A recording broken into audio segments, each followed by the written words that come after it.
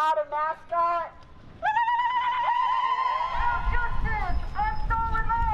No justice on stolen land. My name is Daisy Bluestar. I am a Southern Ute tribal member from Ignacio, Colorado. I am here to speak on the chief in front of the Toatin Art Gallery in Durango, Colorado. I am speaking as an Indigenous woman. I am not here to speak for the Southern Ute Tribe or speak on behalf of the Southern Ute Tribe. Although I am a Southern Ute tribal member, I will speak on behalf of myself, and my opinions are those of mine and mine only. I do come from the Cloud family, which is a Southern Ute tribal family. Through the history and through the timelines, and you know, my family is a traditional family of chiefs and people who do and have been a part of our culture and a part of our traumas and a part of like the hardships that we've gone through. My mom is from Little Water, New Mexico, and my dad is from Fort Defiance, Arizona. My dad is buried in Fort Defiance, Arizona. That's where my roots are. That's where my homelands are. Yes, all of this is native land. All of this is native land. Durango, Colorado is a place where the Southern Utes' homeland was before we had to face the reality that that was no longer our home. That was taken from us and all surrounding areas. I come from a tribe that has two sister tribes, the Southern Utes, Northern Utes, and Ute Mountain Utes. But we're all still Utes, we're all still Nuchu, we're all still family. No justice on stolen land.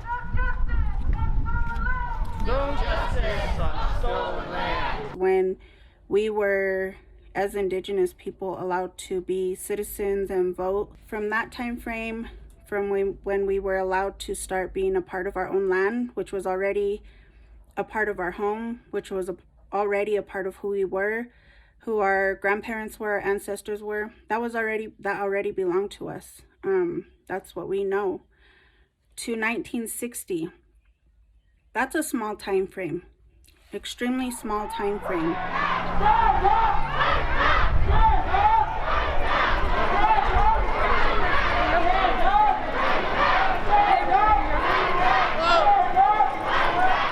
They drug our chiefs by the neck until they couldn't drag them no more, and then they decided, okay, well, let's cut their head off so that we can prove that this Indian is dead, that we can prove that we got their chief.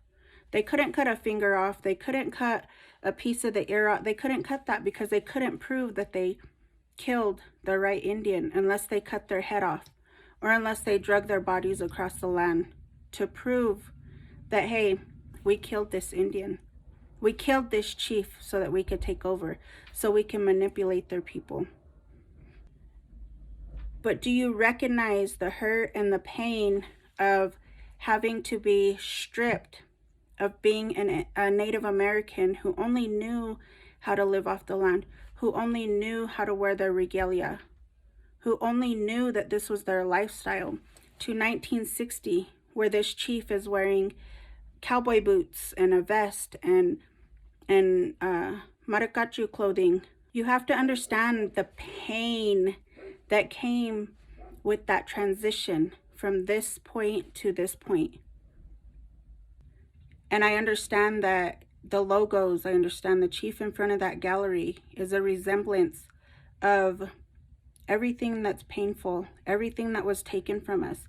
And then you want to put it right in the center of our old homelands.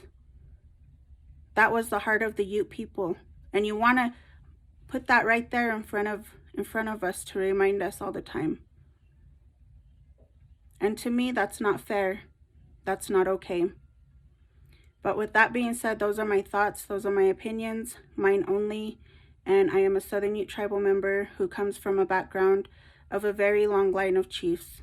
And I hope that this message gets to you in good standing. I hope that things get taken care of, and hopefully it's done with integrity, with morals, with understanding, with education, and with sympathy to what our ancestors had to go through.